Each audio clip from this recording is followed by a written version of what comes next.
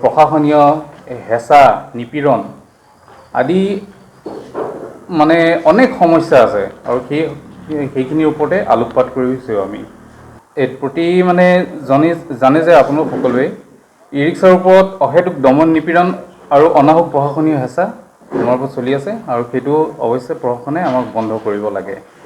আৰু তাত চৰকাৰো জড়িত আছে। তিনিচুকীয়া জিলাৰ বিশেষত তিনিচুকীয়া মহকুমাত যিমানখিনি মানে ই ৰিক্সাৰ বহনক্ষম ক্ষমতা, সেই বহনক্ষম ক্ষমতাৰ উপৰিও মানে দিনক দিনে সেইটো সমস্যা বিস্ফোৰণ হৈ আছে। ই ৰিক্সাৰ বিক্ৰীৰ ওপৰত বিক্ৰী, তাৰ ওপৰত চৰকাৰে ভোটৰ ওপৰত মানে দানৱ হোৱা দি গোটেই আপোনাৰ ৰেজিষ্ট্ৰেশ্যন প্ৰক্ৰিয়াটো ডিলাৰক দি দিছে। ডিলাৰে নিজৰ মই মতালি অনুসৰি আপোনাৰ বিক্ৰী কৰি আছে, ৰেজিষ্ট্ৰেশ্যনো অনলাইন কৰি আছে। সেইটো আমি বিৰোধিতা কৰিছোঁ।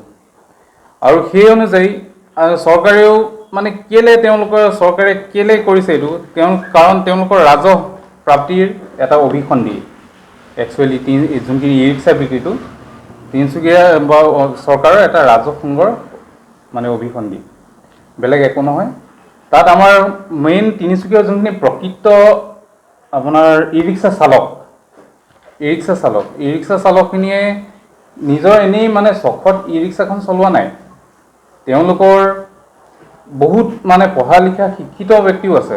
আৰু যিখিনি ব্যক্তিয়ে ধৰক নিজৰ ঘৰখন, বেমাৰ আজাৰ, নিজৰ ল'ৰা ছোৱালীক উচ্চ শিক্ষা দিবলৈ বা কিবা কৰিবলৈ অহৰহ চেষ্টা কৰি বা নিজৰ কিবা এটা হ'বৰ কাৰণে অহৰহ চেষ্টা কৰাৰ মানে কৰি কিনেহে ই ৰিক্সাখন চলায়। তাত বেলেগ একো ধৰক কাৰণ নাই। আৰু সেই পৰিস্থিতিত এতিয়া চৰকাৰে যেতিয়া ই ৰিক্সাখন যেতিয়া ওলাইছিলে বা প্ৰৱৰ্তন হৈছিলে, আমাৰ তিনিচুকীয়াততো 2016 চনতে আহিলে। তাৰ পৰা ক্ৰমান্বয়ে ভালেই হ'ল, নিবনুৱাখিনিও অকণমান চাকৰি নিবিচাৰিলে আৰু যাৰ কাকো তেল মাৰিবতো নোৱাৰে, নিজেই এটা কৰ্মক্ষম ব্যক্তি হিচাপে কমাই কিবা এটা খাম বুলি আগবাঢ়িলে। সেইটো ভাল হৈছিলে, এটা শুভ লক্ষণ। সেইটো চৰকাৰৰ কাৰণেও আৰু পৰিৱেশ বা সামাজিক কাৰণেও এটা শুভ লক্ষণ। আৰু সেইটো বস্তুত মানে যেতিয়া গ'ল, প্ৰথমতেতো ঠিকেই আছিলে, এটা আশাৰ ৰেঙনি আছিলে। পিছত যেতিয়া যেতিয়া ই ৰিক্সাখন বিস্ফোৰণ হ'ল, ই ৰিক্সাৰ সংখ্যা বৃদ্ধি হৈ যেতিয়া বিস্ফোৰণ হ'ল, সকলোৱে এটা আশা জগাই আকৌ নিৰাশাৰ মানে গহ্বৰলৈ গুচি যাবলগীয়া হ'ল। সেইটোৰ মেইন কাৰণ আমাৰ চৰকাৰখনেই। কাৰণ তেওঁলোকে যোনটো ই ৰিক্সাৰ বিক্ৰী পদ্ধতি, সেইটো ডিলাৰক দি সম্পূৰ্ণৰূপে ভুল কৰিছে। আমি তাৰ বিৰোধিতা কৰোঁ। আৰু ছেকেণ্ডতে মানে তিনিচুকীয়া জিলা পৰিবহণ বিভাগে মাথো কৰ টেক্স আহৰণৰ বাবেই নিজে সৃষ্টি কৰা বেমাৰজালি ৰোধ কৰিব নোৱাৰি ই ৰিক্সাৰ ওপৰত অত্যাধিক কৰ আৰু নিত্য নতুন আইন কানুনেৰে ই ৰিক্সাসমূহ নিয়ন্ত্ৰণ কৰিব বিচাৰিছে। প্ৰতি বছৰে এটা নতুন যেতিয়া আপোনাৰ ই ৰিক্সাখন লৈছিলে, তেতিয়া যেতিয়া প্ৰথম আছিলে 2016 চনত, তেতিয়াতো বিক্ৰীৰ নামত কোনো এটা মানে ৰচিদ পত্ৰও দিয়া হোৱা নাছিলে, বা ডিলাৰে দিছিলে না যোনখিনি ক্ৰেতা সেইখিনি সকলে পাইছিলে। আৰু তেনেস্থলত তেওঁলোকে ই ৰিক্সা কেনেকৈ বিক্ৰী কৰিবলৈ পাইছিলে, যোনটোত কোনো চৰকাৰৰ কৰ মাচুল বা GST সংলগ্ন নাছিলে। সেইটো এটা প্ৰশ্নবোধক চিন। আৰু তাৰপিছত এতিয়া আকৌ নতুন যেতিয়া সমস্যা হ'ল, প্ৰথমতে আমাৰ মিউনিচিপালিটি অথৰিটিৰ আণ্ডাৰত আমাক মানে ই ৰিক্সাসমূহ ৰেজিষ্ট্ৰেশ্যনৰ প্ৰথা আৰম্ভ কৰিলে। তেতিয়া আমাৰ 2017 চনত সম্ভৱত আমাৰ সকলোৱে আঞ্চলিকখিনিয়ে গোট খাই কিনে আমি দহোটীয়া চুকত মিটিং হৈছিলে এখন। আৰু আমি সেইটো যে বিৰোধিতা কৰিছিলোঁ, মানে ৰেজিষ্ট্ৰেশ্যন প্ৰক্ৰিয়াটো তেওঁলোকে MV এক্টত আনিব বিচাৰিছিলে। MV এক্টত অনাৰ লগে লগে আমাৰ এইখনতো লঘু বাহন, এইখনততো ইমান কৰ টেক্স, যেতিয়া MV এক্টত আহিব তেতিয়াতো বহুত কৰৰ বোজা এইখিনি বাঢ়ি যায়। সেই উদ্দেশ্যে আমি ভাবিছিলোঁ কি এইখন মিউনিচিপালিটি বৰ্ডৰ আণ্ডাৰত মানে ৰেজিষ্ট্ৰেশ্যন হওক, যেনেকৈ তাৰ আগতে যেনেকৈ শিৱসাগৰ বা নাহৰকটীয়া এইখিনিত হৈ আছিলে মিউনিচিপালিটিৰ আণ্ডাৰত। তো সেই বস্তুটো নহ'লগৈ।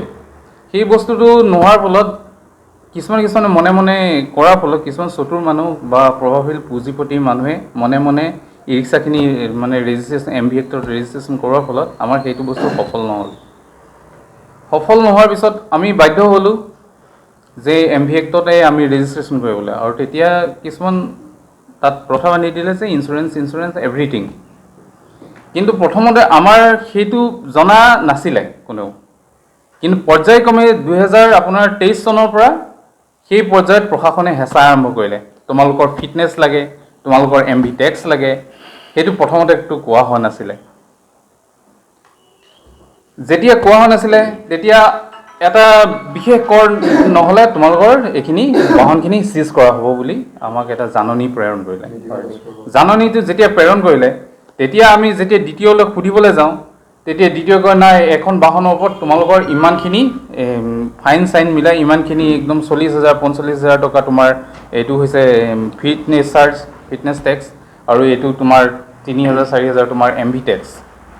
এতিয়া এজন সাধাৰণ নিবনুৱা মানুহে ইমানখিনি ই ৰিক্সা চালকে ইমানখিনি টকা পইচা ক'ৰ পৰা দিব নোৱাৰে, এইটোতো অসম্ভৱ কথা। কাৰণ যদি ইমানখিনি টকা পইচা দিবলগীয়া হ'লে তেতিয়া সেইজনে সক্ষম হোৱা হ'লে তেওঁ ই ৰিক্সাই নচলায়। সেইটো আমি বিৰোধিতা কৰিছোঁ, এইটো বুলি বিৰোধিতা কৰিছোঁ যে আমাৰ টিল ডেট মানে টুডেলৈকে সেই সকলো টেক্সখিনি মাফ কৰিব লাগে।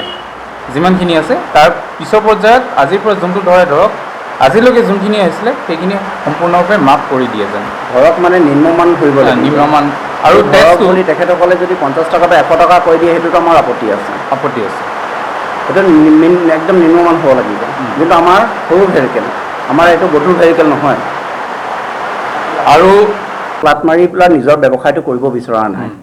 আমি ইয়াৰ পৰা যোনটো আমি এতিয়া আমাৰ সংবাদ মাধ্যমৰ পৰা কৈ দিছোঁ, আমাৰ যিবোৰ ই ৰিক্সা ইয়াৰ পৰা ৰিজাৰ্ভ লৈ যাব ষ্টেচনলৈ, বা আমাৰ 1 নম্বৰ গেটত হেৰি আছে, ৰেলৱেৰ হাস্পাতাল আছে য'ত যাব লাগে, যদি ক'ৰবাত ভাড়া লৈ গৈছে, যদি ৰিজাৰ্ভ লৈ গৈছে, তেখেতসকলে ষ্টেচনত গ'লে ষ্টেচনৰ ভিতৰত সোমাব লাগিব, বাহিৰত ৰখাব নোৱাৰিব। যদি বাহিৰত ৰখায় তাত অটো ৰিক্সা চালকে যদি কিবা ব্যৱস্থা লয় তাৰ কাৰণে আমি দায়ী নহয়। তাত যদি ৰুলছবোৰ, আৰু তেখেতসকলে যোনটো কৈছে যে আমাক বাৰেপতি শুনিবলৈ পাইছোঁ যে তেখেতসকলে কৈছে যে আমাৰ আনি পেলাই ইয়াত এৰি দিব লাগে। আমি পেচেণ্ট এটা আনিলোঁ, পেচেণ্ট এটা আনি পেলাই ৰাস্তাত অটোত উঠাই দিব পাৰিম জানো? মই ৰিজাৰ্ভ কৰি ঘৰৰ পৰা আনিলোঁ পেচেণ্টজনক, মই 1 নম্বৰ গেটত ৰেলৱে হাস্পাতাললৈ লৈ যাম, মই কেনেকুৱা লৈ যাম? যদি তেখেতসকলে বাধা প্ৰদান কৰে, নিজৰ ঘৰৰ মানুহ আহিছে ষ্টেচনত, মইতো ভিতৰত ৰিক্সাখন সোমাই ঘৰৰ মানুহ উঠাই আনিম, তথাপিও তেখেতসকলে বাধা প্ৰদান কৰিছে। এইটো যুক্তিসংগত নহয়। নিজৰ ঘৰত ব্যৱস্থা থাকোঁতে মই বাহিৰৰ বস্তু কেনেকুৱা ইউজ কৰিম, আপোনালোকে নিজে কওক। কিন্তু নিবনুৱা সমস্যাৰ যোনটো বিস্ফোৰণ আৰু বিশৃংখল পৰিস্থিতিটোৰ যিটো সৃষ্টি হৈছে বৰ্তমান ই ৰিক্সা বিস্ফোৰণত, নিবনুৱা সমস্যাৰ মাজত নিবনুৱাসকলৰ মাজতো বিশৃংখল এটা পৰিস্থিতি হৈছে। কাৰণ ঘৰখন পোহপাল দিব লাগে, যোনটো ইনকাম অফ চ'ৰ্চ সেইটো কমি আহিছে, কমি অহাৰ পিছত মানসিক অশান্তি বহুত দেখা দিয়ে। সেই ফলতেই ধৰক বিভিন্ন টাইপৰ বেমেজালিবিলাক সৃষ্টি হৈ আছে, ইজনে সিজনক ভাল নোপোৱা হৈছে, বেয়া পোৱা হৈছে, তেনেকুৱা মানে বৰ্তমান চলি আছে। আৰু তাতো এটা কিছুমান কথা আছে, কিছুমান পুঁজিপতি বনিয়াই কি কৰিছে, 10-15খনকৈ ই ৰিক্সা কিনি লৈছে, আৰু কেনেকুৱা মানুহক দিছে, কিছুমান আণ্ডাৰ 18 চালককো দিছে, যে একেবাৰে মানে একো ট্ৰেফিক আইন কানুন এইবিলাক নাজানে, কোনোবা বাহিৰৰ পৰা ধৰক আমাৰ তিনিচুকীয়া ভূগোল নজনা, তিনিচুকীয়াৰ বিষয়ে অকণো নাজানা, ৰাস্তা ঘাট নজনা, তেওঁলোককো চলাব দিছে অকল পইচাৰ লোভত। সেই বস্তুটো আমি সম্পূৰ্ণৰূপে বিৰোধিতা কৰিছোঁ। আৰু এনেকুৱাকৈ কৰিছোঁ যাতে এটা প্ৰশাসনে এনেকুৱা এটা উদ্যোগ লওক, যিখনৰ ধৰক যাৰ নামত ৰেজিষ্ট্ৰেশ্যন আছে গাড়ীখন, তেওঁৰ নামত ড্ৰাইভিং লাইচেঞ্চ আছে, তেওঁকহে যাতে গাড়ীখন চলাবলৈ দিয়ে বা বাধ্য কৰে, সেই আমি মানে প্ৰশাসনক সেইটো এটা দাবী জনাইছোঁ। সচেতন নাগৰিকক বা আমাৰ বুদ্ধিমহলক মানে বেছিভাগে ক'ব চাওঁ যে শুনিব পাওঁ যে ই ৰিক্সাৰ কাৰণে যাম জঁটৰ সৃষ্টি হৈছে তিনিচুকীয়া মাৰ্কেটত। কিন্তু আপোনালোকে সঁচা কথাটো আপোনালোকে ক'ব, বিশাল মাৰ্কেটৰ ওচৰত যে পাৰ্কিং বনাই থৈছে, বা আপোনাৰ ডেইলি বজাৰৰ ওচৰত যিবোৰ পাৰ্কিং বনাই থৈছে, সেইবোৰৰ কাৰণেলৈকে আপোনাৰ যাম জঁটৰ সৃষ্টি নহয় জানো? আমিতো আমাৰ নিয়ম কাৰণ মানিহে চলোঁ। আমাক যেতিয়া বাধা দিছে আপোনালোকৰ এস্কেপ পইণ্টৰ পৰা তিনকোণালৈকে যাবৰ কাৰণে মানা কৰিছে, অকল দেওবাৰ এৰি, কিন্তু আমি দেওবাৰ এৰি সেইটো চলাওঁ, কিন্তু তাতোতো যাম জঁট সৃষ্টি হয়। তেতিয়া কেনেকুৱা হৈছে যাম জঁট? অকল ই ৰিক্সাৰ কাৰণে, ই ৰিক্সাটো দায়ী নহয় নহয়। আৰু সেইদিনা আমালোকে কিছুদিন আগত পূৰ্বে দেখা গৈছে যে আপোনালোকৰ আমাৰ দ্বিতীয় ফালৰ পৰা চালান কটা হৈছে। আমাৰ পাৰ্মিশ্যন দিয়া হৈছিলে ৰংপুৰ ইয়াৰ পৰা তিনিচুকীয়া আপোনাৰ ৰেল কলনীৰ যোনটো হেৰি আছে ৰেল গেট আছে ৰেল গেটলৈকে চলাচলৰ পাৰ্মিশ্যন দিয়া হৈছিলে সেইটোত চলাচল কৰা সময়তো তাত গৈ পেলাই বাৰু ফাইন কাটিছে ফাইনৰ ৰচিদ আমাৰ ওচৰত আছে তাত কিবা হেৰি লেখা নাই যে কি কাৰণে ফাইনটো কটা হৈছে 2000 টকাৰ ফাইনটো কটা হৈছে এজন নহওক দুইজনক কটা হৈছে সেইটো কাৰণে সেইদিনা অলপ গৰমাগৰমি হৈছিলে তেখেতসকলে তাৰ পৰা পলায়ন কৰিবলৈ বাধ্য হ'ল আৰু হাইৱে অথৰিটি এটা সংস্থা তেওঁলোকৰ যোনটো কালেকশ্যন হয় এইটো MV টেক্স ৰূপে তেওঁলোকৰ ওপৰত যায় আৰু সেই MV টেক্সটো নেশ্যনেল হাইৱে অথৰিটিয়ে সকলো যোনবিলাক ডাঙৰ গাড়ী যেনে বাছ ট্ৰাক এইবিলাকৰ পৰা সকলোৰ পৰা মানে নেশ্যনেল হাইৱে আৰু এইবিলাকত নিজৰ গাড়ীখন প্লে কৰাৰ বাবদ লয় আৰু আমাৰ গাড়ীখন যিহেতু নেশ্যনেল হাইৱে আৰু এটি ৰোডত যিহেতু বেণ্ড কৰিয়ে ৰাখিছে পাৰ্মিশ্যন দিয়াই নাই তেনেহ'লে আমাৰ ওপৰত এই MV টেক্সটো কেলে যাচিছে বা আৰু ফিটনেছটো কেলে যাচিছে সেইটো এটা কুৱেশ্যন সেইটো আমি চৰকাৰৰ পৰা মানে উত্তৰটো বিচাৰিছোঁ ফিটনেছৰ কাৰণে চৰকাৰে আমাৰ পৰাতো টকা লৈছে কিন্তু ফিটনেছৰ কাৰণে ফিটনেছটো আমি বজাই ৰাখিবৰ কাৰণে আমাৰ গাড়ীখন ঠিক কৰি ৰাখিব লাগিব সেইখন ৰাস্তা পদূলি বা চৰকাৰে ঠিক কৰি ৰাখিছেনে নাই আপোনালোকে এতিয়া নিশ্চয় চাইছে অভাৰ ব্ৰিজখন কিমান দিন হৈছে বনোৱা এতিয়া সম্ভৱতঃ 7 মাহ হৈছে এতিয়া অৱস্থাখিনি চাবচোন আমি তাৰ পৰা অহা যোৱা কৰিব নোৱাৰোঁ এনেকুৱা অৱস্থা হৈ গৈছে যে আমি যদি যাওঁ মানুহ যদি লৈ যাওঁ কেতিয়াবা পাল্টি মাৰিব পাৰে এনেকুৱা অৱস্থা হৈ আছে এইটোতো চকু দিব লাগিব অকল আমি ফিটনেছৰ আৰু টেক্সটো দি থাকিম তাৰ বাবদ আমি একো পাব লাগিবতো আমিতো সেইটো নাপাওঁ চৰকাৰৰ পৰা আমি এইটো আশা কৰিছোঁ যে ৰাস্তা পদূলিবোৰ অকণমান ধুনীয়া কৰক আপোনালোকে এইটো চিভিলৰ এইটো ৰাস্তাৰে চাবচোন এইটো ৰাস্তা দি আপোনালোকে অহা যোৱা কৰিছেতো বাইকত অহা যোৱা কৰিব পাৰিছে নেকি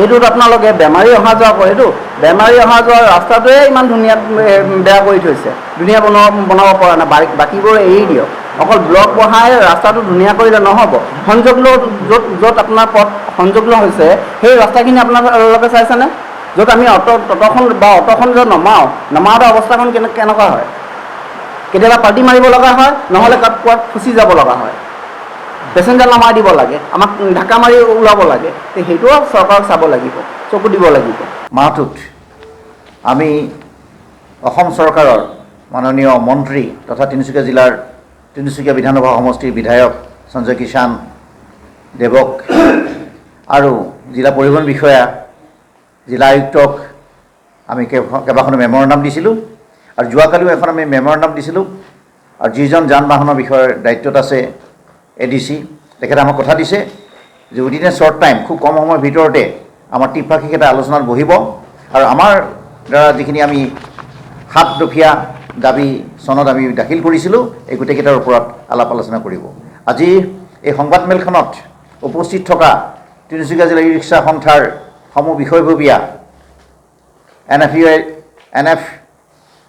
NFITUৰ কেন্দ্ৰীয় নেতৃবৰ্গ অসম ৰাজ্যিক সমিতিৰ নেতৃত্ববৰ্গ আৰু আমাৰ তিনিচুকীয়া জিলা ই ৰিক্সা চালক সন্থাৰ উপদেষ্টাসকলক আমি তিনিচুকীয়া জিলা ই ৰিক্সা চালক সন্থাৰ তৰফৰ পৰা আন্তৰিক শুভেচ্ছা আৰু অভিনন্দন জ্ঞাপন কৰিলোঁ আৰু আশা ৰাখিছোঁ আগন্তুক দিনত আমি আমাৰ এই যাত্ৰা অব্যাহত ৰাখিব পাৰিম আৰু আমাৰ যিখিনি দাবী দাবা আছে এইখিনি আমি চৰকাৰৰ পৰা কাঢ়ি আনিবলৈ সক্ষম হ'ম ধন্যবাদ ইনকলাব জিন্দাবাদ তিনিচুকীয়া জিলা ই ৰিক্সা চালক সন্থা জিন্দাবাদ আমাৰ অসম ৰাজ্যৰ বাহিৰে দিল্লী বা পাঞ্জাৱ চাই এনেকুৱা ইলেক্ট্ৰিক বাহনৰ ক্ষেত্ৰত কিছুমান ছাবচিডিৰ ব্যৱস্থা কৰি আছে সকলোৱে কিনিলে এইটো গভৰ্ণমেণ্ট ছাবচিডি এটা পায় যেতিয়া মানে নিউ দিল্লীত আপোনাৰ অৰবিন্দ কেজৰিৱালেও যিহেতু মানে কমচে কম ফাৰ্ষ্ট বেচত 6,000 মানক ছাবচিডি দিছে 30,000 to 35,000কৈ আমাৰ এতিয়া সেই নিবনুৱাসকলক যোনখিনি ইমানখিনি ধৰক প্ৰকৃত নিবনুৱা আৰু গাড়ী চালক ই ৰিক্সা চালক আমিওতো ইলেক্ট্ৰনিক বাহন ক্ৰয় কৰিছোঁ এখন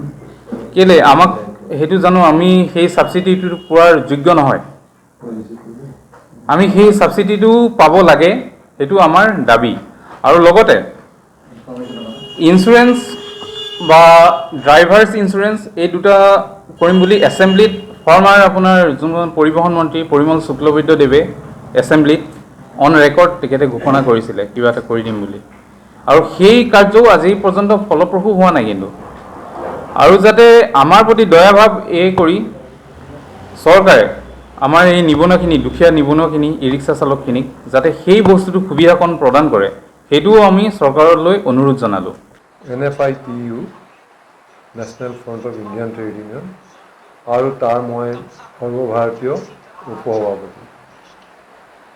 আৰু আমি দেখিছোঁ যে ই ৰিক্সা চালকসকলৰ যিটো এটা দুৰৱস্থা হৈছে আৰু সেই দুৰৱস্থাৰ প্ৰতি লক্ষ্য ৰাখি আমি এফিলিয়েশ্যন দিছোঁ আৰু সৰ্বভাৰতীয় এফিলিয়েশ্যন এইকাৰণে দিছোঁ যে তেওঁবিলাকৰ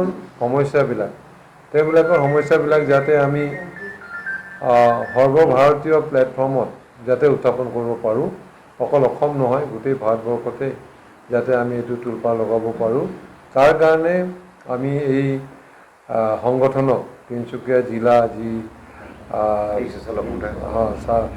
ৰিক্সা চালক মালিক সন্থা যি আছে তেওঁবিলাকক আমি এফিলিয়েশ্যন দি এইটো যাতে আমাৰ এই যিটো আৱাজ, যিটো শ্ৰমিকৰ যিটো আৱাজ বা ৰিক্সা চালকসকলৰ যিটো আৱাজ, সেই আৱাজটো যাতে সৰ্বভাৰতীয় লেভেলত যায়, যাতে দিল্লীলৈকে যায় যে আজি ই ৰিক্সা চালকসকলৰ অৱস্থা কি হৈছে।